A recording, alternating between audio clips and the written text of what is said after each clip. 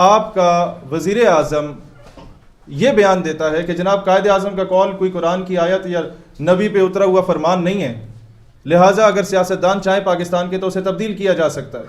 اور اس سے بڑا دکھ اور شرم کا مقام یہ ہے میرے صحافی بھائیوں کہ نہ پیمرا نے اس کا نوٹس لے کے پروگرام کو بند کیا کہ قائد اعظم کی توہین ہو رہی ہے، نہ ہی کسی کورٹ نے سو موٹو نوٹس لیا عدلیہ نے اس کا، اور نہ ہی کسی پولیٹیکل پارٹی نے اس کی مذمت کر کے یہ اعلان کیا کہ ہم سڑکوں پہ آ رہے ہیں یا ہم جناب اس کی مذمت کرتے ہیں، کیونکہ ہر کوئی اس وقت گورنمنٹ سے ہر کوئی چاہ رہا ہے کہ اس کا ذاتی مفاد اس کو مل جائے. سارے یہ جانتے ہیں کہ جب ان چیزوں کی مذمت کی جاتی ہے تو شاید انہیں حکومتوں سے نہ نوازا جائے. سارے حکومتوں کی بھیک باہر سے جا کے مانگ رہے ہیں. میں آج علی اعلان یہ بات کہہ رہا ہوں کہ جناح ہاؤس پر اگر حملہ ریاست سے بغاوت ہے، اور یقیناً بغاوت ہے، تو قائد اعظم رحمۃ اللہ علیہ کے نظریات پر حملہ بھی ریاست سے بغاوت کے زمرے میں آنا چاہیے. میرے بھائیوں، میں آج یہ بات کہنا چاہتا ہوں کہ this is not your mandate. Kakar صاحب، آپ کا مینڈیٹ ہے الیکشنز کروائیں اور تشریف لے کے یہاں سے جائیں. اور میں ایک اور چیز آپ لوگوں کو بتانا چاہوں کہ کوئی بھی خود کو قائد اعظم محمد علی جناح سے بڑا فلسفی نہ گردانے. تماشا لگایا ہوا ہے. اس سے پہلے محترمہ فاطمہ جناح پر تہمتیں لگائی جاتی تھیں، یہ قوم سنتی آ رہی ہے. محترمہ کے وفاداروں کو غدار پاکستان کہہ کر انہیں کہا گیا کہ جو ڈھکے جائے گا اس کی ٹانگیں توڑ دوں گا. یہ نعرے لگائے گئے. جن لوگوں نے محترمہ کو الیکشن میں جتوانے کی کوشش کی ان کا ملک ہی الگ کر دیا، مشرقی پاکستان کو. اب یہ دن بھی پاکستان کو دیکھنا پڑ رہا ہے کہ قائد اعظم رحمۃ اللہ علیہ پر تہمتیں لگ رہی ہیں. اب یہ دن بھی دیکھنا پڑ رہا ہے کہ تضحیک آمیز انداز میں گھٹیا سی نیسٹی اسمائل چہرے پہ لا کے ٹائی لگا کے آپ یہ بول رہے ہیں کہ جناب وہ ایک سیاستدان تھے. تو وہ تو بھائی جان، آپ ایک پرچی پہ بنے ہوئے وزیر اعظم ہیں. This is what you are up to. ایک کونسلر کا الیکشن آپ بلوچستان میں زوب سے لے کے پشین تک یا ڈیرہ بگٹی سے لے کے کوئٹہ تک آزاد حیثیت میں کھڑے ہو جائے تو کونسلر بھی نہیں بن سکتے. آپ کو پرچی پہ وزیر اعظم بنایا گیا. 5 اسٹار ہوٹلز میں آپ بڑے بڑے صاحبان کو ٹائیاں لگا کے وہ جو پریزنٹیشنیں منہ ڈنگا کر کے انگریزی میں دیا کرتے تھے، اس بیس پہ آپ وزیر اعظم بنے. اور قائد اعظم کو جا کے آپ تہمتیں لگا رہے ہیں. قائد اعظم کی آپ توہین کر رہے ہیں. What the hell you are? اس سے پہلے جب بھی ہم نے بات کی، ہم نے کاکڑ صاحب کے بات کی، آنریبل پرائم منسٹر کے بات کی، کیونکہ ہمیں آپ کے منصب کا خیال تھا، ہمیں آپ کے عہدے کا خیال تھا. یہ بہت بڑا عہدہ ہے، دنیا کی واحد ایٹمی ریاست کے وزیر اعظم کا عہدہ. لیکن when it comes to محمد علی جناح رحمۃ اللہ علیہ، تو Quaid Azam was not only the founder of Pakistan. Quaid Azam ہمارے مرشد ہیں. قائد اعظم کی وجہ سے آج ہم ایک آزاد فضا میں سانس لے رہے ہیں جس پہ تم لوگ قابض ہو. قائد اعظم کی وجہ سے آج ہم عید منانے کے قابل ہیں. آج جہاں چاہیں گائے کو ذبح کر دیں، نہیں تو لوگوں کے گردن اور بچے ذبح کیے جاتے ہیں ہندوستان میں. اور اگر تمہیں قائد اعظم کا حیا نہیں ہے تو پھر جاؤ کسی بنیے کی گاڑی کے ٹائر صاف کرو ہندوستان میں جا کے. میں آج یہ بات کہنا چاہتا ہوں کہ آج اگر اس چیز کو نہ روکا گیا، جو قائد اعظم رحمۃ اللہ علیہ نے کہا کہ اسرائیل امت مسلمہ کے دل میں کھونپا گیا خنجر ہے، ایک ناجائز ریاست ہے جسے پاکستان کبھی بھی تسلیم نہیں کرے گا. یہ وہ ریاست جو دنیا میں 2 ریاستیں نظریے پہ بنی، یا اسرائیل بنا یا پاکستان بنا، اور 2 اپوزٹ نظریات میں سے ایک بندے نے سروائیو کرنا ہوتا ہے، ایک قوم نے، ایک قوت نے سروائیو کرنا ہوتا ہے. انشاءاللہ پاکستان اٹ ول سروائیو. اور جان اچکزئی نے جو بیان دیا کہ پاکستان امریکہ کو دوبارہ فضائی اڈے دے، مجھے بتائیں آپ چاہتے کیا ہے جان اچکزئی صاحب؟ ہم تو تھک گئے ہیں.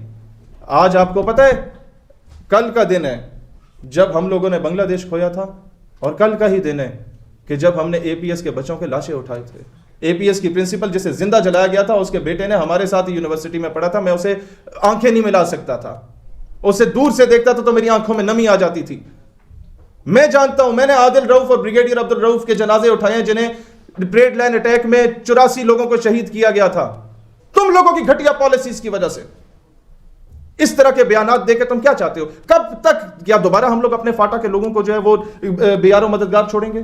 کیا دوبارہ ہم اپنے لیفٹینوں کپتانوں کے اور اپنے سپاہیوں کے جنازے اٹھائیں گے؟ اتنا آسان ہو جاتا ہے. تم نے امریکہ کی خوشنودی حاصل کرنی، کسی اور انداز میں کرو. یہ پاکستان کی سالمیت اور پاکستان کی خود مختاری پہ حملہ ہے جو بات آج جان اچکزئی کر رہا ہے. اور اس کے بعد مجال ہے کہ کوئی اس پہ بولے، مجال ہے کہ کوئی اسے شٹ اپ کال دے.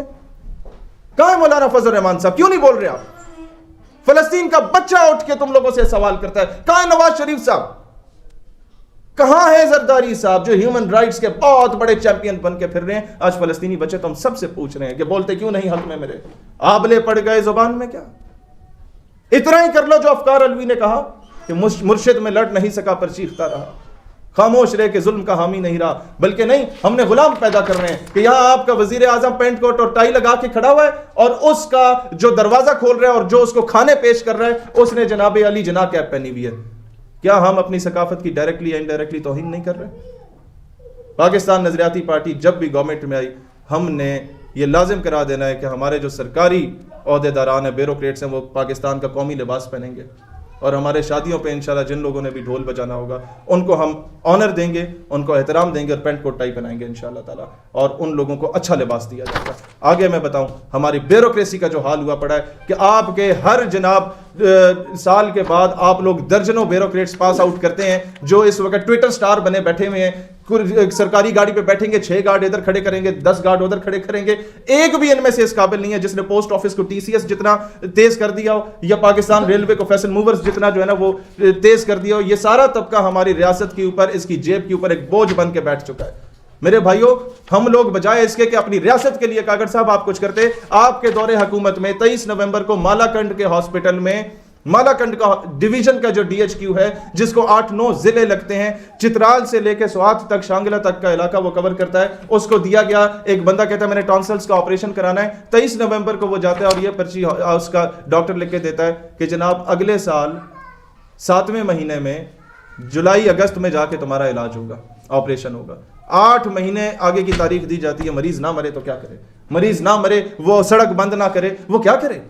جب آپ لوگ بیسک فیسلٹیز عوام کو دے نہیں سکتے۔ میں دوبارہ کہتا ہوں یہ آپ لوگوں کا مینڈیٹ نہیں ہے، لہٰذا اپنی اوقات میں رہیے، اپنی اوقات نہ بھولیے۔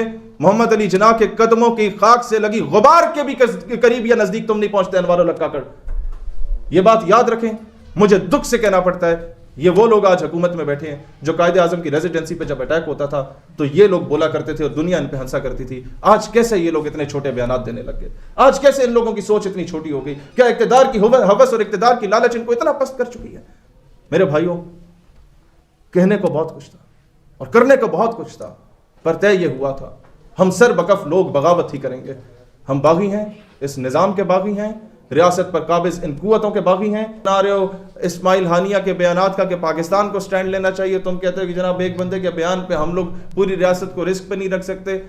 بھئی یہ اسلامی جمہوریہ پاکستان ہے، یہ کسی نظریے پہ بنی تھی، یہ تم لوگوں کے بچے پالنے کے لیے نہیں بنی تھی، صرف تم لوگوں کو ارب پتی بنانے کے لیے نہیں بنی تھی صرف۔ لہٰذا آپ لوگوں نے تو عوام میں آنا نہیں ہے، آپ عوامی نمائندے نہیں ہیں، آپ سلیکٹڈ لوگ ہیں۔ اب عوام کے حقیقی نمائندے عوام میں آنے چاہیے جو بعد میں عوام کو فیس بھی کر سکے۔ آپ کو پتہ ہے آپ نے ریٹائرمنٹ کے بعد ملک سے چلے جانا ہے، ہم لوگوں نے اسی ملک میں دفن ہونا ہے، لہٰذا اس ملک کا سوچیں، اس عوام کا سوچیں، نہیں تو آنے والی نسلیں آپ لوگوں کو کبھی بھی معاف نہیں کریں گی۔ بیان دیا کاکڑ صاحب نے، یہ ریاستی پالیسی ہے یا اس کا انڈیویجول یہ ہے؟ اگر یہ اس کے ماسٹر مائنڈ جو ہے جو اس کو لے کے آئے ہیں، یہ ان کی پالیسی کا؟ سر میں آپ کو کیٹیگوریکلی کہتا ہوں، اس کے بعد میں گرفتار بھی کیوں نہ ہو جاؤں۔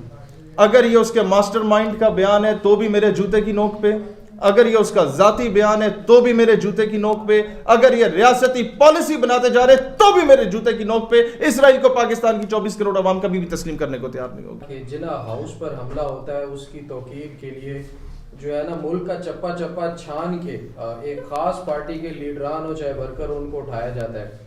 جناح کی ذات کے اوپر اتنی بڑی تہمت اور اتنا بڑا الزام لگایا جاتا ہے۔ جناح کے نظریات پر اٹیک کرنا یہ اس سے بڑا جرم ہے۔